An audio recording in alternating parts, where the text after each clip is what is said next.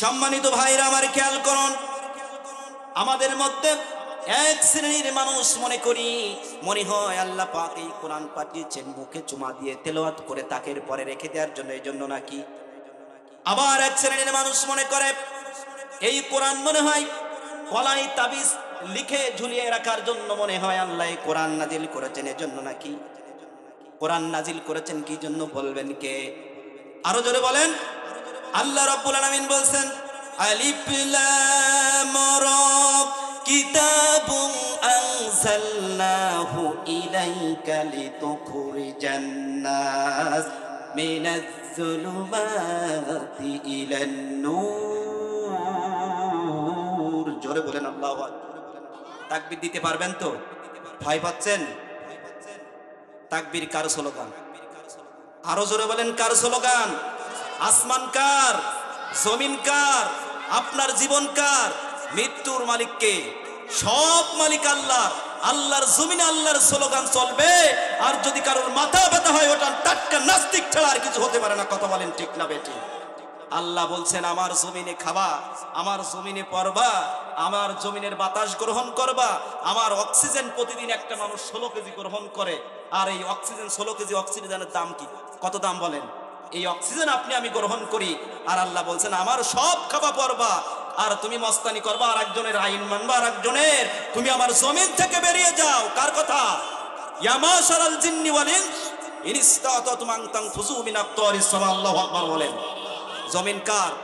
তাহলে পালাবেন কোথায়? সব আল্লাহর। পালানোর জায়গা আছে নাকি? তাকবীর দিতে পারবেন তো? ভয় আছে? সম্মানিত ভাইরা আমার খেয়াল করুন, আল্লাহ রাব্বুল আলামিন কেন এই কোরআনকে পাঠালেন একটু খেয়াল করুন। আল্লাহ রাব্বুল আলামিন বিশ্ব নবীকে বললেন, হে নবী, আমি আপনার পরে একটা কিতাব পাঠিয়েছি, একটা কোরআন পাঠিয়েছি। কি জন্য জানো? এই কোরআন পাঠিয়েছি আপনি পথহারা মানুষদেরকে, ওই চোর বাটপার মানুষদেরকে আপনি অন্ধকারের দিকে ডেকে ডেকে এনে আপনি আলোর পথে নিয়ে যাবেন। এই জন্য জোরে কোন সুবহানাল্লাহ। আপনি বলতে পারেন হুজুর, আপনি তো এখানে অন্ধকারের কথা বললেন, আপনি তো এখানে আলোর কথা বললেন, আমরা তো অন্ধকার কারে বলে জানি না, আলো কারে বলে জানি না। হুজুর একটু বুঝিয়ে দেন অন্ধকার। আমি এবার বলছি শুনুন, অন্ধকার মানে হলো শয়তানের আইন। কার আইন? সবাই বলেন, জোরে বলতে হবে। তাহলে অন্ধকার মানে হলো তাগুতের আইন। কার আইন? তাগুতের আইন, শয়তানের আইন। বলেন তো নামাজ না পড়া কার আইন? সবাই বলেন। সুদ খাওয়া কার আইন? জিনা করা কার আইন? তাহলে সব শয়তানের আইন। এবং জনগণের মাল ভক্ষণ করা, খেয়ে ফেলায় হাজার হাজার কোটি টাকার গাড়ি বাড়ি করা, এটা কার আইন? এটাও শয়তানের আইন। বলছেন এইবার আসেন সামনের দিকে। তাহলে সব শয়তানের আইন।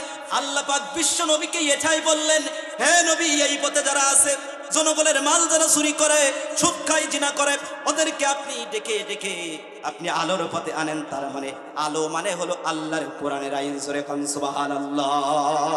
আরো জোরে বলেন সুবহানাল্লাহ। তাহলে কোরআনের আইন মানে কার আইন? আরো জোরে বলেন। তাহলে কোরআনের আইন মানে হলো আলো আর অন্ধকার। এইবার আসুন, এবার বলতে পারেন হুজুর তাগুত কারে বলে, শয়তানের আগুন এটা কারে বলে, এটা জানার দরকার আছে না নাই? আরো জোরে বলেন। এবার শুনুন, খেয়াল করুন, আল্লাহ পাক বলছেন ওয়ালাকাদ বাআতনা ফি কুল্লি উম্মাতির রাসূলা আনি ইবুদুল্লাহা ওয়াজতানিবু তাগুত। জোরে বলেন আল্লাহু আকবার। আল্লাহ বলছেন দেখেন, প্রত্যেক নবী রাসূলের দায়িত্ব দিয়েছেন কয়টা? সবাই বলেন। আপনারা কিন্তু কথা বলছেন না, আওয়াজ কিন্তু ভালো হবে না। সবাই বলেন নবী রাসূলের দায়িত্ব কয়টা? দুইটা দায়িত্ব। প্রত্যেক নবী রাসূলকে আল্লাহ পাক এই দুইটা মিশন দিয়ে, দুইটা দায়িত্ব দিয়ে দুনিয়ায় পাঠিয়েছেন। একটা হলো আনি ইবুদুল্লাহ, তারা আল্লাহর জমিনে আল্লাহর ইবাদত করবে, আল্লাহর আইন মেনে নিবে, আল্লাহর জমিনে আইন প্রতিষ্ঠা করবে। আর দুই নম্বর হলো যাবতীয় শয়তানের যত আইন আছে, শয়তানের যত আইন আছে, এই আইনগুলোকে বাদ দেবে। কথা কার? আরো জোরে বলেন কথা কার? তাহলে প্রত্যেক নবী রাসূলের দায়িত্ব দুইটা, একটা আল্লাহর আইন প্রতিষ্ঠা করবে, আর একটা শয়তানের আইনকে বাদ দিবে। বন্ধুরা আমার খেয়াল করুন, এবার আসুন আমার জায়গায় আসুন। এইবার আমরা বলবো তাগুত কারে বলে। আমরা প্রতি জীবন সারা জীবন কলেমা তালকিন করলাম, কালেমা পড়লাম, মসজিদের কোনায় বসে বসে কলেমার দাওয়াত দিলাম, কিন্তু আল্লাহর কসম দিয়ে বলি, দুঃখজনক হলেও সত্য, তারা সারা জীবন ধরে কলেমার তাৎপর্য বোঝে না। আসুন আমরা কালেমার ব্যাখ্যাটা বলি।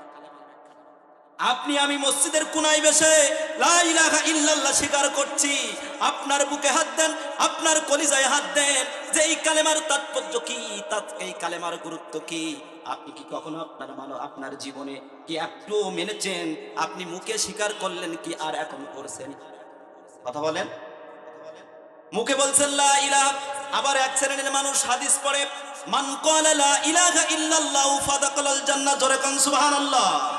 বলেন কেউ যদি বলে মান ক্বালা লা ইলাহা ইল্লাল্লাহ, মুখে একবার বলে লা ইলাহা ইল্লাল্লাহ, আল্লাহ পাক তাকে জান্নাতের মধ্যে পাঠায়া দেন, জোরে কোন সুবহানাল্লাহ।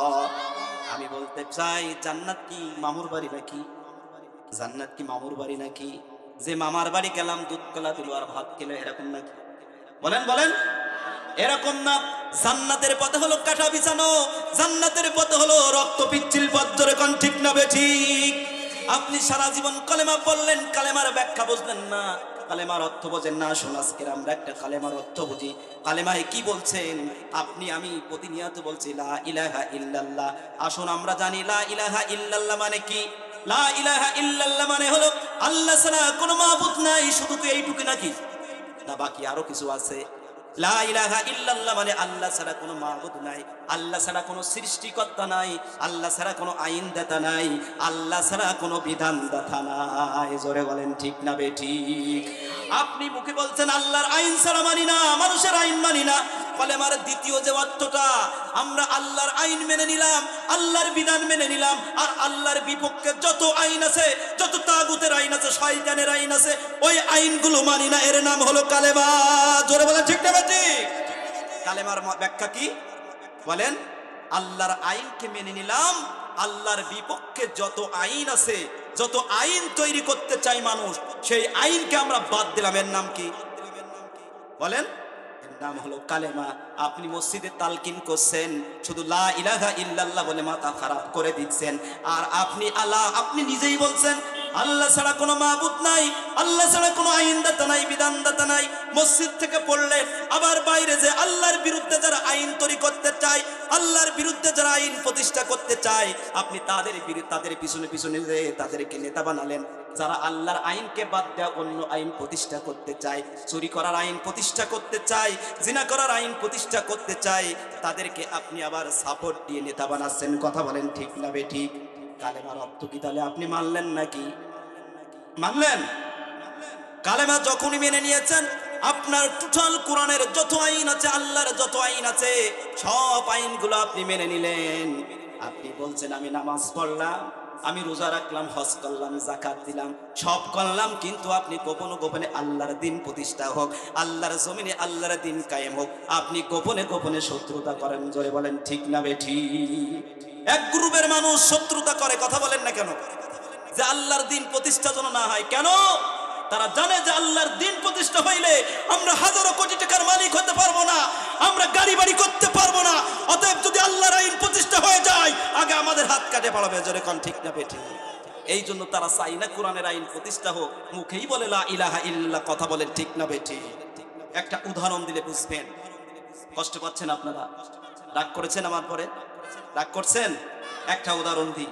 একটা ছেলে আর একটা মেয়েকে যখন বিবাহ দেওয়া হয়, কি দেওয়া হয়? যখন বিবাহ দেওয়া হয়, একটা ছেলেকে যখন বিবাহ, তখন কি বলে? অমুকের মেয়ের সাথে অমুকের ছেলে এত টাকা দেল মোহরে তোমাকে বিবাহ করতে আসিয়াছে, তুমি কি বিয়েতে রাজি আছো? এরকম কিছু বলে না? এরকম বলে না? বলার পরে স্বামী বলছে জি আলহামদুলিল্লাহ, আমি কবুল করে নিয়েছি। শোনো, আমি কোনো হাসি তামাশার জন্য কথা বলি না, মানুষকে বোঝানোর জন্য কিছু উদাহরণ দিই, তাতে আপনার শিক্ষা আছে, শিক্ষামূলক কথা আছে। কথা বলেন ঠিক না বেঠিক? এখন এই বিয়েতে কবুল করেছে স্বামী, পরে বাড়ি নিয়ে গেছে স্ত্রী, নতুন স্ত্রী, প্রথম রাত। দ্বিতীয় দিন সকালে স্ত্রী স্বামীকে বলছে, স্বামী এরকম একটা সাদা কাগজে বিষ ধরিয়ে দিয়েছে, শুনুন আমি কিন্তু জ্ঞানীদের জন্য কথা বলছি। এই কাগজের মধ্যে লিখেছে, স্বামী আমার নারকেলের তেল লাগবে, ফেয়ার এন্ড লাভলি লাগবে, ফেস ওয়াশ লাগবে, হুরুফের লিপস্টিক, এরকম ভাবে যাবতীয় জিনিস লাগবে, শাড়ি লাগবে, থ্রি পিস লাগবে। আমার আব্বা আম্মা আসতেছে, আমার আব্বা আম্মার জন্য গরুর গোস্ত, ছাগলের গোস্ত, মুরগির গোস্ত, ইলিশ মাছ, রুই মাছ, চিংড়ি মাছ, এবং আরো কি লিখেছেন আমার আমার শ্বশুর শাশুড়ি আমার আব্বা আম্মার জন্য দামি দামি কাপড়। এখন স্বামী বলছে, শোনো, তুমি যে এই লিস্টটা দিয়েছো, আমি যখন তোমাকে কবুল করেছি, এই কবুলের মধ্যে তো এত জিনিসের লিস্ট ছিল না, আমি তো শুধু তোমাকে স্ত্রী করে গ্রহণ করেছি। বুঝছেন আমার কথা? বুঝেছেন? আমি তোমাকে শুধু স্ত্রী বলে গ্রহণ করেছি, আমি তো এই জিনিসগুলোর দায়িত্ব নেয় নাই। এরকম কথা যদি বলেন তো সেই স্ত্রী খুশি না বেজার? বলেন বলেন, খুশি না বেজার? স্ত্রী বেজার হয়ে গিয়েছে। এখন স্বামী যদি এইভাবে বলে, তা এই স্ত্রীর মন খারাপ হয়ে গেছে। স্ত্রী বলছে, ঠিক আছে, একটু দেরি করো। এই বলে স্বামী চলে গেছে বাইরে। গেলে এবার এসে বাজার থেকে এসে দেখে যায় স্ত্রী বাড়ি নাই। কোথায় নাই? বাড়ি নাই। স্ত্রীর কাছে ফোন দিয়েছে, জানো তুমি কোথায়? তখন তার স্ত্রী বলছে, আমি তো আমার এক বন্ধুর বাড়িতে আসছি, তাই এক রাত থাকবো, আমার এই বন্ধুর কাছে এক রাত কাটাবো, আগামীকাল আসবো। এরকম যদি বলে কেমন হয় কথাটা? স্বামী কি খুশি না বেজার? রাগ হবে কিনা বলেন? তারপরও বান্ধবীর বাড়ি থাকলে হয়, কোথায় আছে? বন্ধুর বাড়ি আছে, এক রাত থাকবে, পরের রাত আসবে। স্বামী বলছে, এটা কি কোনো কথা? বলছে, শোনো, তুমি যখন কবুল পড়েছিলে আমাকে শুধু স্ত্রী বলে গ্রহণ করেছিলে, তাই না? তুমি তো আমার এই জিনিসগুলোর দায়িত্ব তুমি নেও নাই। অতএব আমি যখন তোমাকে কবুল বলে স্বামী গ্রহণ করে নিয়েছি, তখন তো এই কবুলের মধ্যে শুধু তোমাকে স্বামী মানবো এটা কোনো কথা ছিল না। আমি তো আর একজনের সাথেও রাত কাটাতে পারি। চিল্লা এখন ঠিক না বেঠি? সম্মানিত ভাইরা, এর মধ্যে শিক্ষা নিতে হবে। আসুন, যদি স্বামী ওইভাবে বলে, স্ত্রী যদি এইভাবে বলে, আল্লাহর কসম দিয়ে বলি, এই বিবাহ বিচ্ছেদ হয়ে একদিন তালাক হয়ে যাবে। কথা বলেন ঠিক না বেঠি? বুঝছেন আমার কথা? বুঝছেন? আসুন সম্মানিত ভাইরা, খেয়াল করুন, যখনই আপনি স্ত্রীকে কবুল করে স্ত্রী হিসেবে গ্রহণ করে নিয়েছেন, ওই স্ত্রীর কবুলের মধ্যে আপনার স্ত্রীর খাবার দাবার, পোশাক পাদি সব কিছু ঢুকে গিয়েছে। কথা বলেন ঠিক না বেঠি? সম্মানিত ভাইরা আমার, খেয়াল করুন, আপনি যখনই কালেমা পড়ে মুসলমান হয়ে গিয়েছেন, আল্লাহকে স্বীকার করেছেন, ওই কালেমার মধ্যে নামাজ ঢুকেছে, ওই কালেমার মধ্যে রোজা ঢুকেছে, ওই কালেমার মধ্যে ফরজ পর্দা ঢুকেছে, ওই কালেমার মধ্যে হালাল ব্যবসা ঢুকেছে, ওই কালেমার মধ্যে আল্লাহর জমিনে আল্লাহর দ্বীন কায়েম করতে হবে, এটাও ঢুকে গিয়েছে। কথা বলেন ঠিক না বেঠি? বুঝছেন আমার কথা? কষ্ট পেয়েছেন? কালেমার ব্যাখ্যা বুঝছেন? কালেমা আপনি মানলে, আপনি নামাজ পড়লেন, সব করলেন, আপনি চান আল্লাহর জমিনে আল্লাহর দ্বীন প্রতিষ্ঠা হবে না, আপনি টাটকা মুনাফিক, টাটকা মুনাফিক। কথা বলেন ঠিক না বেঠি? আর মুনাফিকের স্থান কোথায়? আরো জোরে বলেন, কোথায়? মুনাফিকের স্থান জাহান্নামে। জাহান্নামে কি শুধু না, কোথায়?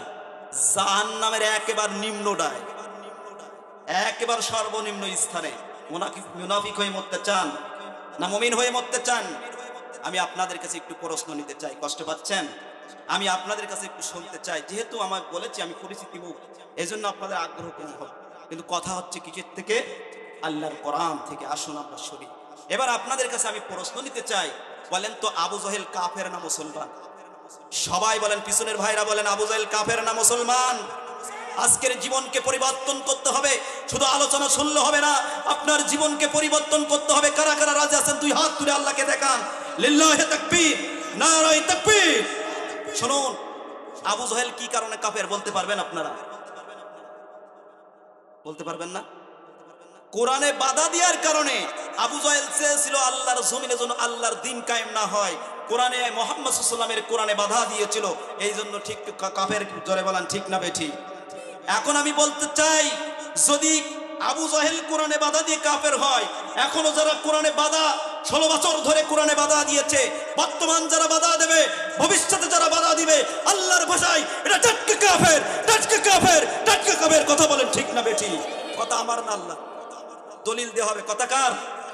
কথা আল্লাহ। শুনুন, আল্লাহর বিরোধিতা করে, আল্লাহর আইনের বিরুদ্ধে করে এই জমিনে কেউ বাঁচতে পারে নাই, সম্মান নিয়েও যেতে পারে নাই। কথা বলেন ঠিক না বেঠি? শুনুন, আবু জহেল কোরআনে বাধা দিয়ে আজকের কত ঘৃণিত, কত অপমানিত আজকে জানুন। আপনি আপনার মসজিদের ইমাম সাহেব, এই ইমাম সাহেবের কাছে আপনার একটা সন্তান হয়েছে, বলছেন ইমাম সাহেব দৌড়াই চলে আসছেন, ইমাম সাহেব আমার তো একটা সন্তান হয়েছে, ছেলে সন্তান, তা আমি এখন নাম কি রাখবো? এরকম যাই কি আমরা আলেম ওলামার কাছে? এখন ইমাম সাহেব যদি বলে আপনার ছেলের নাম আবু জহেল রাখেন, রাখবেন? কেন রাখবেন না? কারণ ও আল্লাহর কোরআনে বাধা দিয়েছে। এই কারণে আল্লাহ ওর নামটা এত ঘৃণিত করে দিয়েছে, মানুষটার নাম রাখে না। চিল্লায় বলেন ঠিক না বেটি? মানুষের নামের কথা দূর থাকতো। আসুন, মানুষ বাড়িতে কুত্তা পোষে না? বিড়াল, কুত্তা বিড়াল পোষে কিনা? এই কুত্তার একটা নাম দেয়, লালু, কালু, ফালু, এরকম নাম দেয় নাকি বলেন? দেয় না? দেয় না? এখন আমি যদি বলি ভাই আপনার বাড়ির যে কুত্তাটা, ওই কুত্তার নাম আপনি ওই লালু বাদ দিয়ে আবু জহেল রাখেন, রাখবেন? কথা বলে না, রাখবেন? কেন? কেন?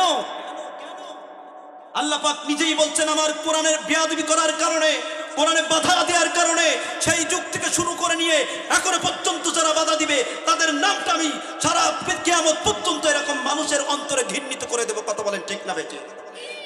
শুধু কি তাই? আবু জহেল এই কোরআনে বাধা দেওয়ার কারণে আজকের আবু জহেলের বাড়িটা আন্তর্জাতিক টয়লেটখানা বানিয়েছেন। তিনি কে? আরো জোরে বলেন, তিনি কে? এখন বলতে চাই, কেউ যদি এই কোরআনে বাধা দেয়, এখনো ভবিষ্যতে যারা বাধা দিবে, আমার মনে হয় এই আবু জহেলের নামটা যেমন ঘৃণিত হয়ে গিয়েছে, আমার মনে হয় এই যারা কোরআনে বাধা দিয়েছে তাদের নামটা পৃথিবী থেকে আল্লাহ এরকম ঘৃণিত করে দিবেন। আমার মনে হয় এই স্বৈরশাসকদের নামটা কেউ রাখবে না। কথা বলেন? এটা আমার ছোট্ট মাথায় গবেষণা করে আমি পেয়েছি যে কোরআনে যে বাধা দেয়, বলেন তো উনি যখন বিদায় নিল কি সম্মানের সাথে না অপমানের সাথে? আরো জোরে বলেন, সম্মানের সাথে না অপমানের সাথে? কারণ বাধা দিয়েছে কিসে? আল্লাহর কোরআনে বাধা দিয়েছে। শুধু কি আল্লাহর কোরআনে? নবীর ওয়ারিস যারা তাদেরকে মিথ্যা হামলা মামলা দিয়ে ফাঁসির কাস্তে ঝুলিয়ে শহীদ করেছে। কথা বলেন ঠিক না বেঠি? সম্মানিত ভাইরা, আসুন, আপনাদের আলোচনা কি খারাপ লাগছে? রাগ করছেন আপনারা? কেউ রাগ করেন নাই তো? এখন শোনেন, এক গ্রুপের মানুষ বলে কোরআনের সাথে, আমি কিন্তু বাস্তব যেটা চলছে কোরআনকে কোটেশন করে এই বিষয়ে আমি কথা বলছি, আপনারা রাগ করছেন নাই তো? কিছু কিছু মানুষ মনে করে কোরআনের সাথে রাজনৈতিক কোনো সম্পর্ক নাই। আছে না নাই? এরকম ভাষ্য শোনা যায় কিনা বলেন? আপনারা শুনছেন যে এই লেখাপড়া নাই, কিচ্ছু নাই, কোরআন হাদিস জানে না, কথা একটা বলে দেয় কোরআনের সাথে রাজনীতির কোনো সম্পর্ক নাই। আছে না নাই? এরকম বেয়াদব আছে না? আছে না? কিন্তু আজকের প্রমাণ করে দিব এই আল্লাহর কোরআনের রাজনীতি আছে কি নাই। আজকের আপনারা শুনবেন কারা কারা দুই হাত তুলে আল্লাহকে দেখেন। আল্লাহ পাক সকলের হাতগুলো কবুল করে। সম্মানিত ভাইরা, আসুন আমরা আজকে জানবো, এক নেতা আমার এক উস্তাদকে বলেছিল যে আচ্ছা, আল্লাহ তো কুলিল্লাহুম্মা মালিকাল মুলক তুতিল মুলকা মান তাশা, আল্লাহ যাকে ইচ্ছা তাকে রাষ্ট্র ক্ষমতা দেন, আবার যাকে ইচ্ছা তার কাছ থেকে রাষ্ট্র ক্ষমতা কেড়ে নেন। তাই এই যে ক্ষমতা 16-17 বছর দিয়েছে আল্লাহ, তা আল্লাহ তো বাছাই করে পছন্দ করে তাকে দিয়েছে, তো হুজুরদের তো মাথা ব্যথা কেন? আমার উস্তাদ বলেছেন আচ্ছা শোনো, আল্লাহ পাক তো ফিরাউনকেও ক্ষমতা দিয়েছিল। কথা বলেন না কেন? কথা বলেন। কিন্তু এই আয়াতের পরের যে বাক্যটা, এই বাক্যটায় আল্লাহ বলেছেন আল্লাহ পাক যাকে ইচ্ছা তাকে সম্মান দান করেন, যাকে ইচ্ছা তাকে অপমানিত করে দেন। কিন্তু পরের যে সেন্টেন্স, পরের যে বাক্যে আল্লাহ বলছেন আমি যাকে ইচ্ছা রাষ্ট্র ক্ষমতা দিই, কিন্তু আমি যাকে ইচ্ছা রাষ্ট্র ক্ষমতা দিয়ে সম্মান দান করি, আবার যাকে ইচ্ছা রাষ্ট্র ক্ষমতা দিয়ে অপমান করে চিরবিদায় করে দিই দিল্লিতে। কথা বলেন না? আরো জোরে বলেন। তার মানে রাষ্ট্র ক্ষমতা দিলেই আল্লাহ সম্মান দেয় না। কথা বলেন। আল্লাহ দেখে যে আমি রাষ্ট্র ক্ষমতা দিয়ে দিই, যে আমি 4টা কাজ তাদেরকে দিয়ে দিই, এই 4টা কাজ আমি তাদের দায়িত্ব দিই, তারা যদি এই 4টা কাজ করে আমি তাদের সম্মানের সাথে বিদায় করি, আর এই 4টা কাজ যদি না করে আমি তাদেরকে অপমান করে দুনিয়া থেকে বিদায় করি। চিল্লা এখন ঠিক না বেঠি? কোরআনকে অসম্মান করা যাবে? কোরআনে রাজনীতি আছে? কোরআনের এটা বলছে আল্লাহ যাকে ইচ্ছা রাষ্ট্র ক্ষমতা দেয়, এটা কি রাজনৈতিক নাকি? এটা রাজনৈতিক কথা না? বলেন বলেন, রাষ্ট্র ক্ষমতা এটাই তো মেন রাজনীতি। এটা আছে সূরা আল ইমরান 26 নম্বর আয়াত। মোবাইল আছে, রেকর্ডিং করেন, লিখে নেন, পরে যে দেখবেন যে সূরা আল ইমরানে এই কথাটা আছে কি। পারবেন তো দেখতে পারি যে? সম্মানিত ভাইরা আমার, আল্লাহ পাক ফিরাউনকে ক্ষমতা দিয়েছিল রাষ্ট্র ক্ষমতায়, কিন্তু এই ফিরাউন কি সম্মানের সাথে গেছে না অপমানের সাথে? সবাই বলেন কার সাথে গিয়েছে? ফিরাউন অপমানের সাথে বিদায় হয়েছে। শুধু কি তাই, নমরুদকে আল্লাহ পাক রাষ্ট্র ক্ষমতা দিয়েছিল, কিন্তু নমরুদ ওর নামটা ঘৃণিত, মানুষের সন্তানের নামও রাখবে না। আজকের কি সম্মানের সাথে গেছে না অপমানের সাথে? বলেন, সবাই বলেন। আবু জহেল একই রাষ্ট্র ক্ষমতা আল্লাহ দিয়েছিলেন, কিন্তু আবু জহেল কি অপমানের সাথে গেছে না সম্মানের সাথে? ইতিমধ্যেই তো বললাম আবু জাহেলের কিসসা খাই কি, তার নামে নামও কেউ রাখবে না, কুত্তার নামও রাখবে না। আমরা জানাতে চাই আমাদের যে এই 16 বছর জাহিলিয়াত যুগ চালিয়েছেন, এই লোকটা কি অপমানের সাথে গেছে না সম্মানের সাথে গেছে জানতে চাই। সম্মানের সাথে মানুষের এরকম ঘৃণিত হয়ে গিয়েছে, এ কথা আমার আল্লাহ। তার মানে আমরা বুঝলাম আল্লাহ যাকে চাই তাকে রাষ্ট্র ক্ষমতা দেয়, কিন্তু সবাইকে সম্মান। ডব্লিউ বুশ রাষ্ট্র ক্ষমতা দিয়েছিলেন কে? আরো জোরে বলেন, কে দিয়েছিলেন? আল্লাহর বিধান না মানার কারণে লাস্টে তার জুতার বাড়ি দিয়ে দুনিয়া থেকে বিদায় করেছেন। তিনি কে? সে আল্লাহ আছে? আরো জোরে বলেন, আছে না ঘুমাচ্ছেন? আমার আল্লাহ কি ঘুম পড়েছেন নাকি? সম্মানিত ভাইরা আমার খেয়াল করুন, আল্লাহ বলছেন লা তাখুযুহু সিনাতু ওয়ালা নাউম। আমার আল্লাহ ঘুম তো দূরের কথা, আমার আল্লাহর ঘুমের ঝিমটিটাও আসে না। জোরে কোন সুবহানাল্লাহ। সম্মানিত ভাইরা আমার খেয়াল করুন, তাহলে যে সমস্ত নেতারা বলে কোরআনের সাথে রাজনৈতিক সম্পর্ক নাই, আমি আপনাদের কাছে প্রশ্ন করতে চাই, সম্মানিত ভাইরা, যদি কোরআনের সাথে রাজনৈতিক সম্পর্ক না থাকে, আপনাদের কাছে প্রশ্ন করলাম, জবাব দেন জ্ঞানী মানুষের মধ্যে, যদি সম্পর্ক না থাকে আমার আল্লাহর নবী কেন 10 বছর রাষ্ট্র পরিচালনা করলেন কোরআন দিয়ে? কথা বলেন না, কথা বলেন। যদি কোরআনের রাজনৈতিক সম্পর্ক না থাকে, হযরত আবু বকর, হযরত উমর, হযরত উসমান, হযরত আলী এরা কোরআন দিয়ে কেন রাষ্ট্র পরিচালনা করলেন? বলেন, কোরআন দিয়ে রাষ্ট্র পরিচালনা করলো, এই সমাজে শান্তি দিবেন তিনি কে? আরো জোরে বলেন, তিনি কে? সম্মানিত ভাইরা আমার খেয়াল করুন, একটা কথা সবসময় স্মরণ রাখতে হবে, মানুষকে জোর করে কখনো ভালোবাসা আদায় করা যায় না। কি করা যায় না? যায় মানুষের জোর করে কখনো ভালোবাসা আদায় করা যায় না। আমরা ইতিমধ্যেই দেখেছি আল্লাহ কোরআনুল কারীমের মধ্যে বলেছেন মিল্লাতা আবিকুম ইব্রাহিম হুয়া সাম্মাকুমুল মুসলিমিন। এবার বলেন তো জাতির পিতা তিনি কে? জাতির পিতা কে? বলেছেন কে? আমাদের জাতির পিতা ইব্রাহিম আলাইহিস সালাতু ওয়াস সালাম। কিন্তু তিনি চেয়েছিলেন জোরপূর্বক আমাদের আজকে সাপোর্ট দেওয়ার দরকার আছে না নাই? আরো জোরে বলেন, আছে না? আছে না? আছে না? আমরা এটাই করব। আমরা রাজি আছি তো ইনশাআল্লাহ? বলেন, রাজি আছি তো? এই কোরআনের পক্ষে আপনি থাকবেন, কোরআনওয়ালাদের পক্ষে থাকবেন, সাপোর্ট দিবেন। আল্লাহ কোরআনে কি বলছেন জানেন? আপনি যখন একজনকে নেতা বানাবেন, এটাও কিন্তু প্রশ্নবিদ্ধ, এটা আপনি কোন নেতা বানাচ্ছেন? আমার আল্লাহ বললেন ইয়াউমা নাদউ কুল্লু উনাসিন বিইমামিহিম। আল্লাহু আকবার বলেন।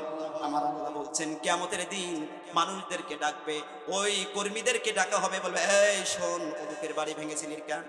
অমুক আলেমের মিথ্যা মামলা দিয়েছিলির কেন? তাকে অন্যায়ভাবে মেরেছিলির কেন? ওই দিন এবার ওরা বলবে আল্লাহ আমি তো দোকান ভাঙে নাই, আমি ভাঙে নাই, আমার নেতা ভাঙতে বলেছে। কি বলবে? আমার নেতা ভাঙতে বলেছে। ডাক তোর নেতাকে। যখন নেতাকে ডাকা হবে তখন বলবে এই নেতা তুই এদেরকে অর্ডার করেছিলির কেন?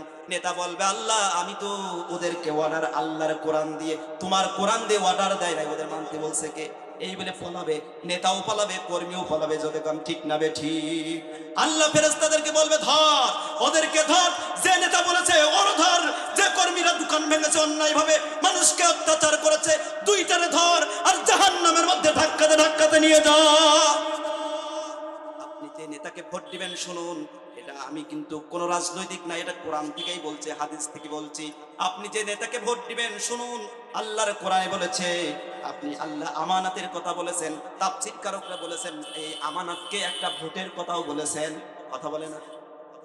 আপনি যদি কোনো মানুষকে আপনার ভোট দেয়া যদি একজন নেতাকে নেতা বানান, ওই নেতা যদি বেনামাজি, নামাজ পড়ে না, চুরি করে, নারীখোর, ক্যাসিনোর ব্যবসা করে, ওই নেতাকে যদি আপনি ভোট দেয়া নেতা বানান, আল্লাহর কসম দিয়ে বলি আপনার ফিলাক্সি লোড হয়ে আপনার আমলনামায় ওই নেতার অন্যায়গুলো ফিলাক্সি লোড হয়ে আপনার আমলনামায় যাবে। নাউজুবিল্লাহ বলেন। আপনি যদি আবার এমন নেতার দল করেন যে নেতা নামাজ পড়ে, রোজা রাখে, দিন প্রতিষ্ঠা করে, জনগণের মাল ঠিক ভাবে দিয়ে দেয়, চুরি করে না, অন্যায়ের বিরুদ্ধে কথা বলে, ওই নেতা যত সওয়াবের কাজ করবে আল্লাহ আপনাকে ফ্লাক্সি লোড করে আপনার আমলনামায় সওয়াবগুলো পাঠিয়ে দিবে। জোরে কোন সুবহানাল্লাহ। তাহলে বলছিলাম কোরআনে যারা বাধা দিবে, আল কোরআন হুজ্জাতুল লাকা আলাইক, কথাটা কিন্তু সহজ নয়, কথাটা অত্যন্ত কঠিন। কোরআনের পক্ষে থাকলে এই কোরআন আপনাকে সুপারিশ করে জান্নাতে নিয়ে যাবে, আবার এই কোরআনের বিপক্ষে থাকলে এই কোরআন আপনার বিপক্ষে দাঁড়িয়ে জাহান্নামে নিয়ে যাবে। আমরা জান্নাতে যেতে চাই না, জাহান্নামে যেতে চাই। আরো জোরে বলেন কোথায় যেতে চাই? কারা কারা জান্নাত চাই দুই হাত তুলে আল্লাহকে দেখা। আল্লাহ তোমার এই গোলামকে কবুল।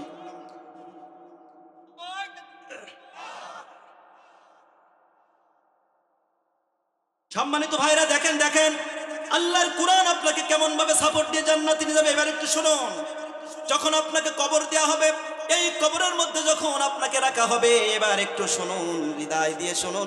কবরে যখন আপনাকে রাখা দেওয়া হবে, চারপাশ থেকে এই কবরের মাটিগুলো চাপ দিতে লাগবে। ডান পাশ থেকে কবরের মাটি চাপ দিবে, বাম পাশে চাপ দিবে, বাম পাশের পাথর কাটি ডান পাশে ঢুকে যাবে, ডান পাশের পাথর কাটি বাম পাশে ঢুকে যাবে। আপনার মাথার কাছ থেকে পার কাছ থেকে চতুর্দিক থেকে আস্তে আস্তে কবরটা সংকীর্ণ হয়ে যাবে।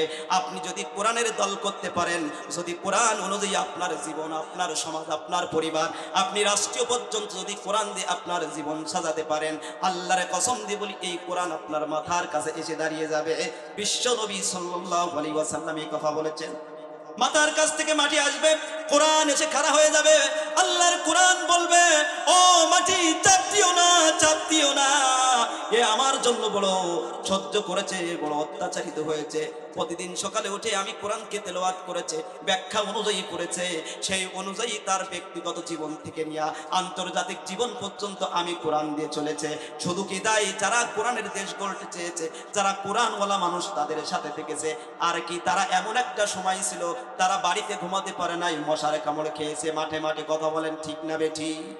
আল্লাহর কোরআন এইভাবে বলবে আর কানবে, ও মাটি মাটি, এত কষ্ট যে মানুষটা করলো, অন্যায়ভাবে মিথ্যা হামলা মামলা খাইলো, এত কষ্ট সহ্য করলো, ও মাটি আমি কোরআনকে মানার কারণে এসে এত কষ্ট পেয়েছে।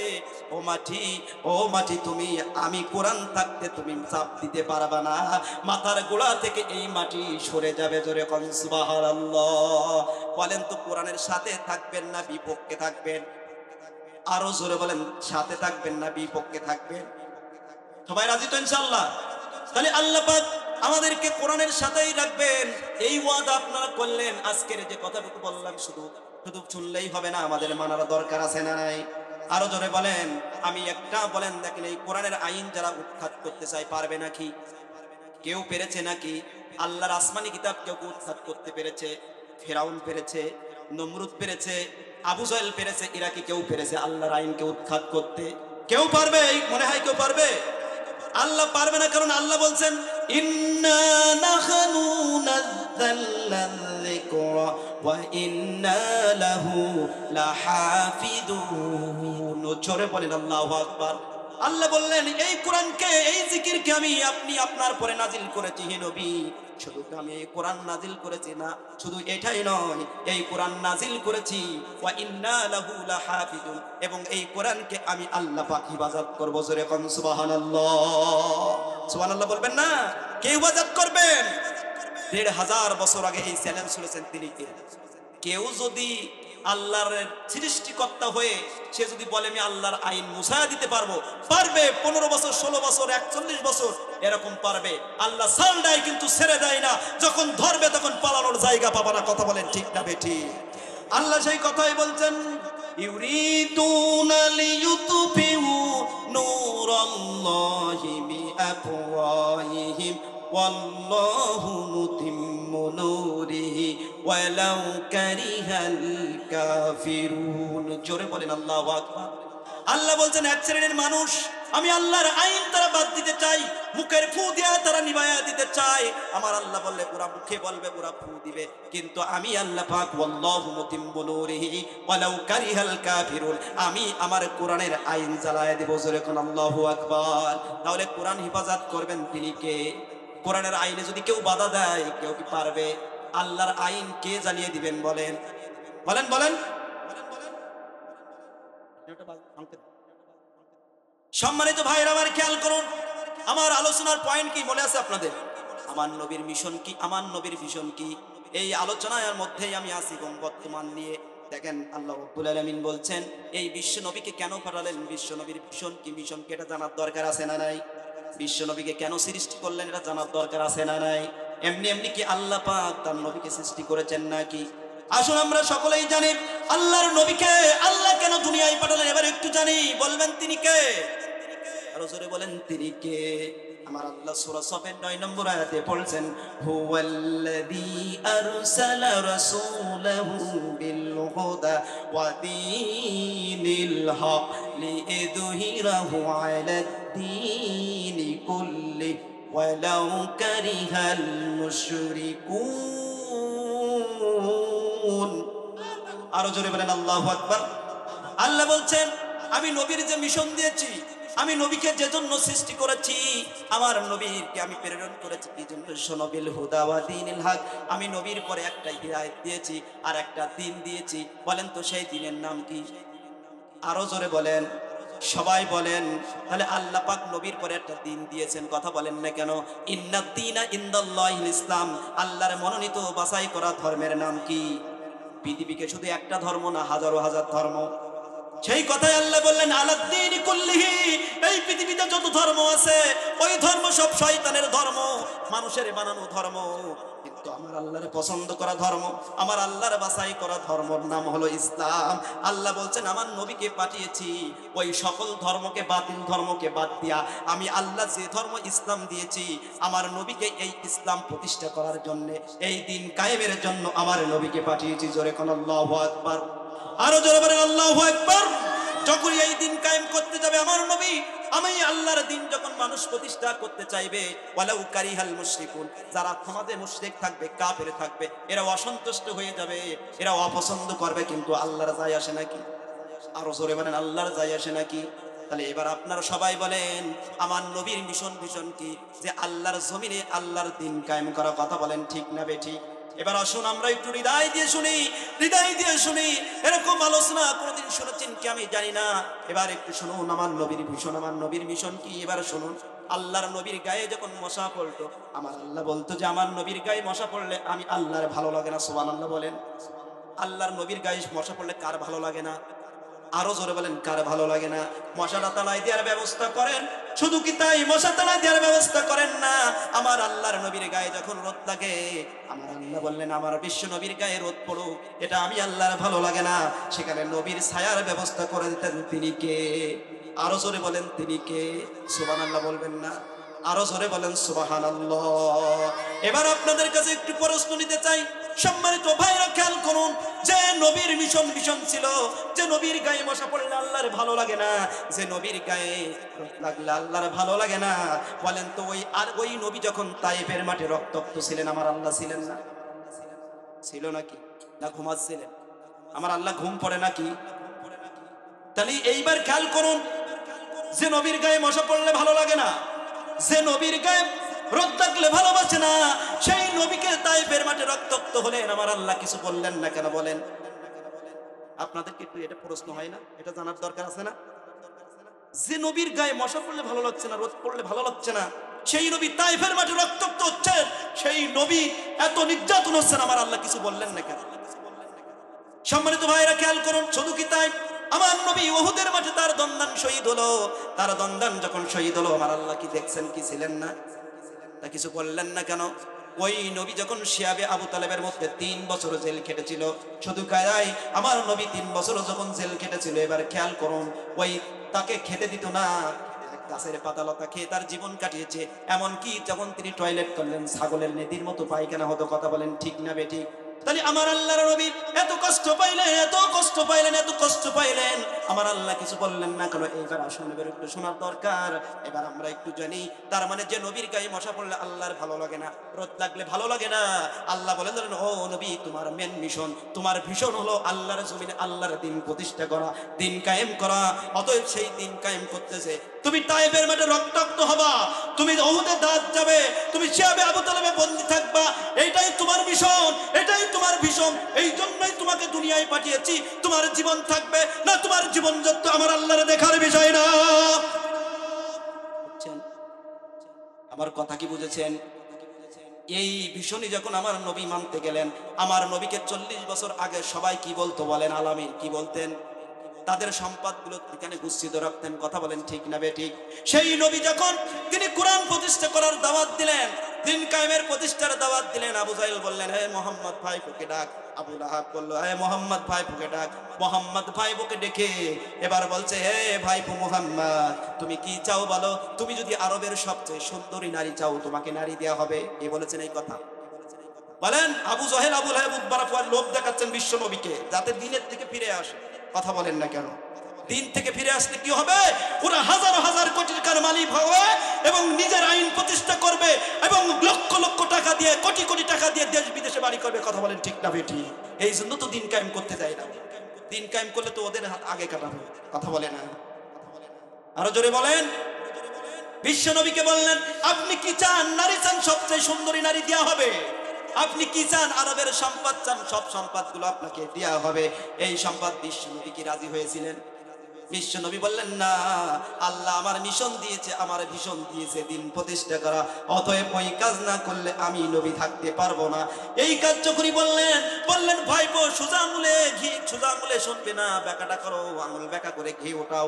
সোজা আঙুলে ঘি ওঠে না। বিশ্ব নবীকে কি বললেন? বিশ্ব নবীকে হত্যা করার ষড়যন্ত্র করলেন। কথা বলেন ঠিক না বেঠিক? বিশ্ব নবীকে বন্দী করার ষড়যন্ত্র করলেন। শুধু কি তাই? বিশ্ব নবীকে যখন বলেন না, হত্যা করা যাবে না, ওকে গ্রেফতার করা যাবে না, বিশ্ব নবীকে এই দেশে থাকতে দেওয়া যাবে না, মদিনায় তাড়ায় দাও। কথা বলেন ঠিক না বেঠিক? তাহলে কি আল্লাহর নবীকে এত কষ্ট দিলেন কি জন্য? আল্লাহর নবী দিন প্রতিষ্ঠা করতে চাইলেন, এজন্য। শুনুন, এবার একটু শুনুন। আবু হানিফা রাহিমাহুল্লাহর নাম শুনেছেন কিনা? আমরা যে ইমামকে মানি, ইমাম আবু হানিফা রাহিমাহুল্লাহকে যখন গ্রেফতার করা হলো, তারা এক পর্যায়ে তারা ছেড়ে দেওয়ার সিদ্ধান্ত করলো যে আবু হানিফাকে ছেড়ে দেওয়া হবে। তাদের মধ্যে একজন বলল, না না না, আবু হানিফাকে ছাড়া যাবে না। আবু হানিফাকে যদি ছেড়ে দাও, আবার আল্লাহর জমিনে যে আল্লাহর দ্বীনের কথা বলবে, আল্লাহর তাওহীদের কথা বলবে, রিসালাতের কথা বলবে, অতএব আবু হানিফাকে ছাড়া যাবে না। আবু হানিফাকে মিথ্যা মামলা দিয়া তারা বন্দী করে রাখলো। এমনকি তারা বিষাক্ত বিষ পান করায় আবু হানিফাকে মেরে ফেলাইছেন। কথা বলেন ঠিক না বেঠিক? আরো জোরে বলেন ঠিক না বেঠিক? ওরকম ভাবে আল্লামা সাঈদীকে তারা ধরলো। আল্লামা সাঈদীকে প্রথম তারা কি করলো?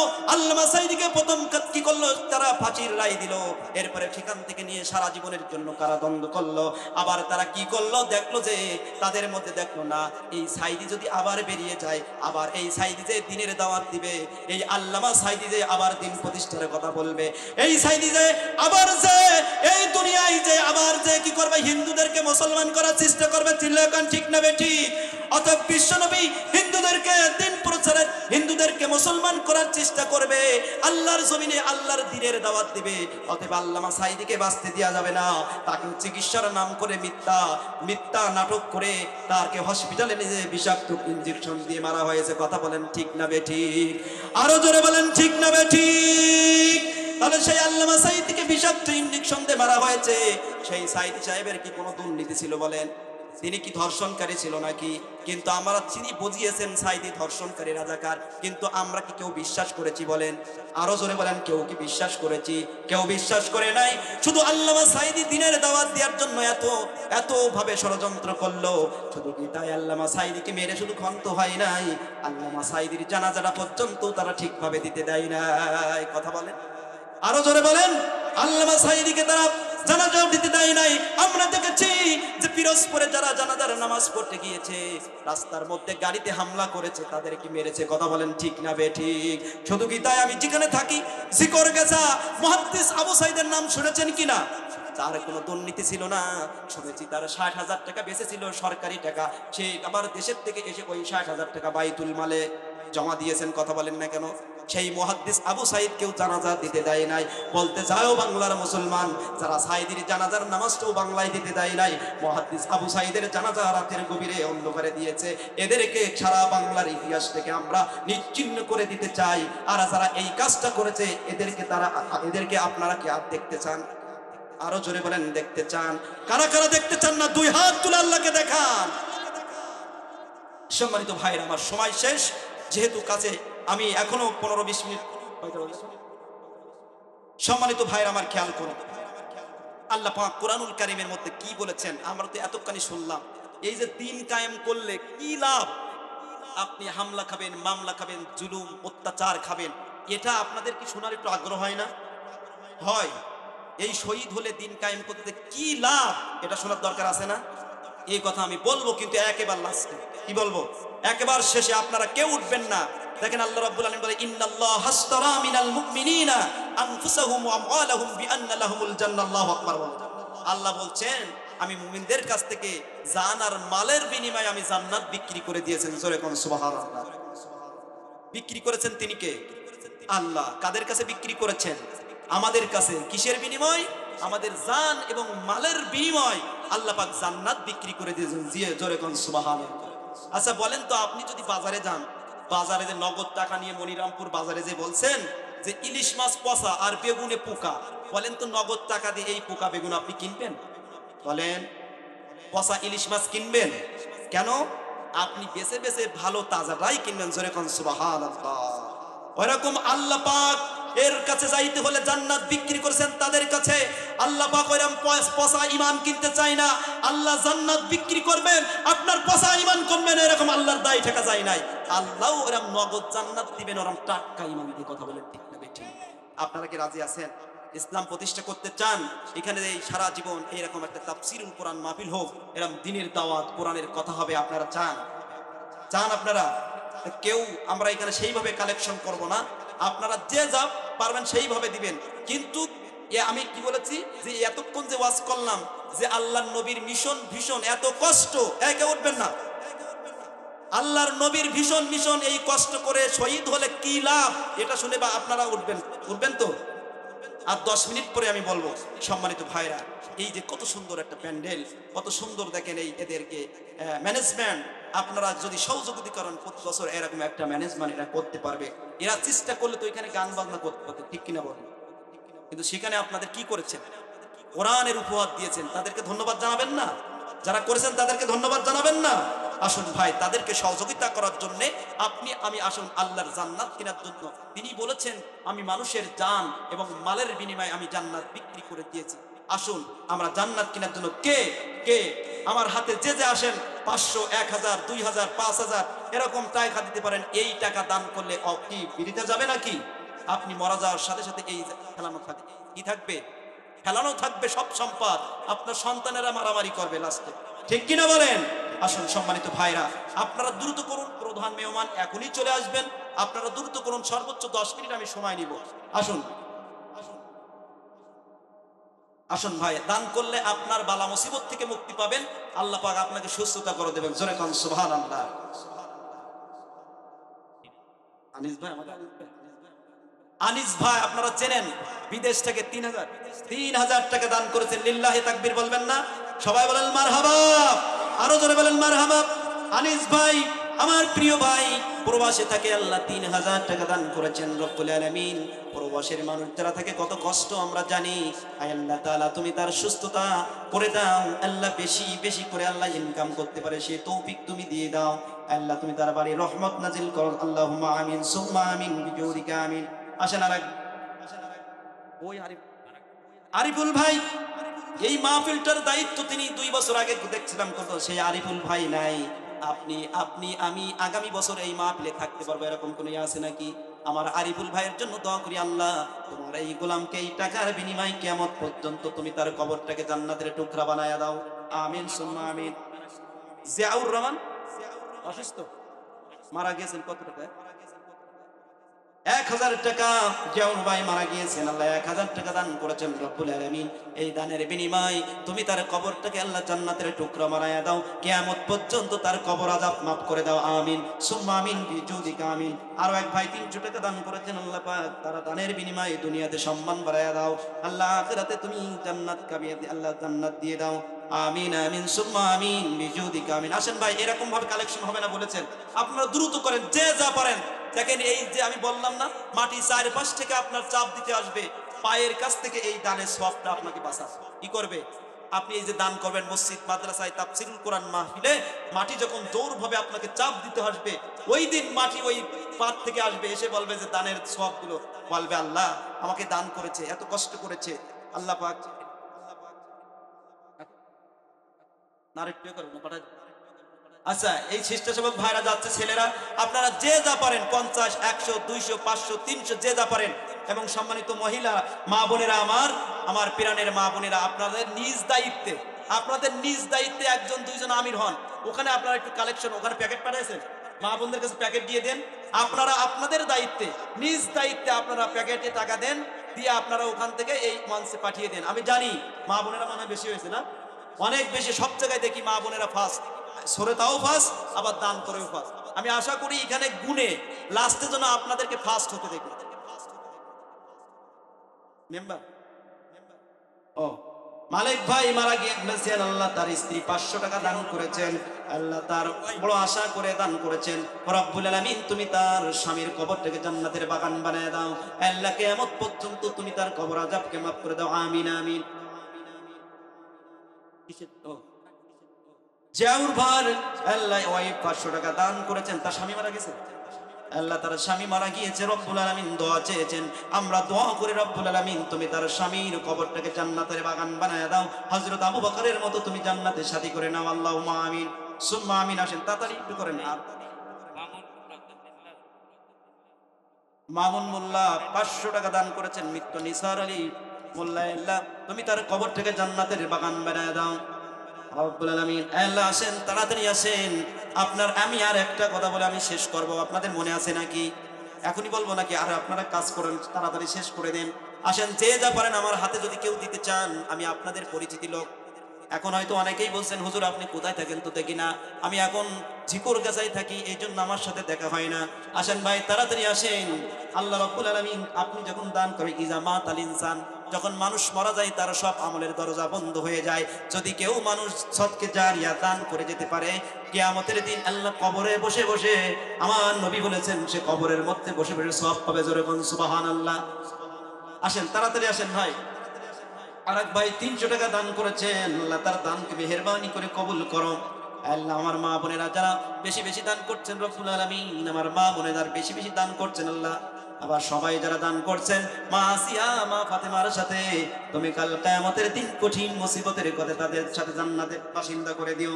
আর এক ভাই 100 টাকা দান করেছেন, সুবহান আল্লাহ তুমি তার সমস্ত গুনাহ খাতা মাফ করে দাও, কবরের আযাবকে মাফ করে দাও, আমিন সুম্মা আমিন। তাড়াতাড়ি আসেন ভাই, প্রধান বক্তা এখনই চলে আসবে, আপনারা কেউ উঠবেন না, আমি আর একটা কথা বলে শেষ করব।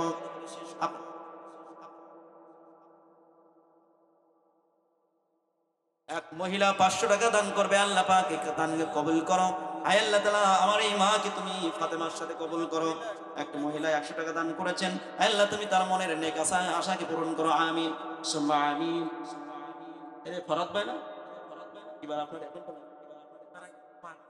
রনি মারা গিয়েছেন, তার মা দেখেন কত কষ্ট, মায়ের সামনে সন্তানের লাশ, 1000 টাকা দান করেছেন, রব্বুল আলামিন তুমি তার জীবনের সমস্ত গুনাহ খাতা মাফ করে দাও, হ্যাঁ রব্বুল আলামিন এই টাকার বিনিময়ে তুমি তার কবর আযাবকে মাফ করে দাও, আমিন সুম্মা আমিন বিজুদিকা আমিন। 100 টাকা দান করেছেন আরেকজন ভাই, আল্লাহ তুমি মেহেরবানি করে তার দানকে কবুল মঞ্জুর করো। আসেন ভাই তাড়াতাড়ি আসেন। এখান থেকে হয়ে গেছে কি? এই ছেলেরা চলে আসছে, প্রধান বক্তা কি আসছে নাকি? আলোচনা চালাবো। মা বোনেরা একটু তাড়াতাড়ি করেন, কেউ যদি বলেন যে হুজুরের হাতে দেবো আপনারা পাঠিয়ে দিতে পারেন নাম তালিকে, তাড়াতাড়ি করেন ভাই। আপনারা যদি কেউ হাতে হাতে দিতে চান, সম্মানিত ভাইরা আমার খেয়াল করুন, খেয়াল করুন, এবার একটু খেয়াল করুন আমার সম্মানিত ভাইরা। আমি আপনাদের এতক্ষণ চিল্লায় ওয়াজ করলাম যে জীবন দিলে দিন কায়েম করতে গেলে মিথ্যা মামলা খেতে হয়, জেল খাটতে হয় এবং শহীদ হয়ে যেতে হয়। আমরা দেখেছি অসংখ্য আমাদের রাহাবাররা শহীদ হয়ে গিয়েছে, এই শহীদ হয়ে গেছে দিন কায়েম করতে, যে এটা করলে লাভ কি? কারা কারা জানতে চান 2 হাত তুলে দেখান। আল্লাহ সকলকে কবুল করেন। সম্মানিত ভাইরা আমার খেয়াল করুন, দিন কায়েম করতে যে আপনার জীবন চলে গেলে, আপনি মিথ্যা মামলার শিকার হলে আপনার লাভ কি হবে এবার একটু জানুন। আল্লাহ পাক বলছেন ইয়াগফির লাকুম যুনুবাকুম ওয়া ইয়াদখিলকুম জান্নাতিন তাজরি মিন তাহতিহাল আনহার ওয়া মাসাকিন তাইয়্যিবাতান ফি জান্নাতি আদন। আল্লাহু আকবার। কোন আল্লাহ পাক বলছে ও গোলামেরা শোনো শোনো, যারা আমার দিন প্রতিষ্ঠা করতে যায়, যাদের দিন আল্লাহ তাআলা যারা দিন প্রতিষ্ঠা করতে যায় মারা যায়, আল্লাহ বলছেন তাদের জীবন আর জান দিয়ে যারা দিন প্রতিষ্ঠা করে তাদের লাভ কি? আল্লাহ পাক বলছেন, এবার খেয়াল করুন, আল্লাহ পাক বলছেন ইয়াগফির লাকুম যুনুবাকুম, আল্লাহ তাদের জীবনের সমস্ত গুনাহ মাফ করে দেন। জোরে কান সুবহানাল্লাহ।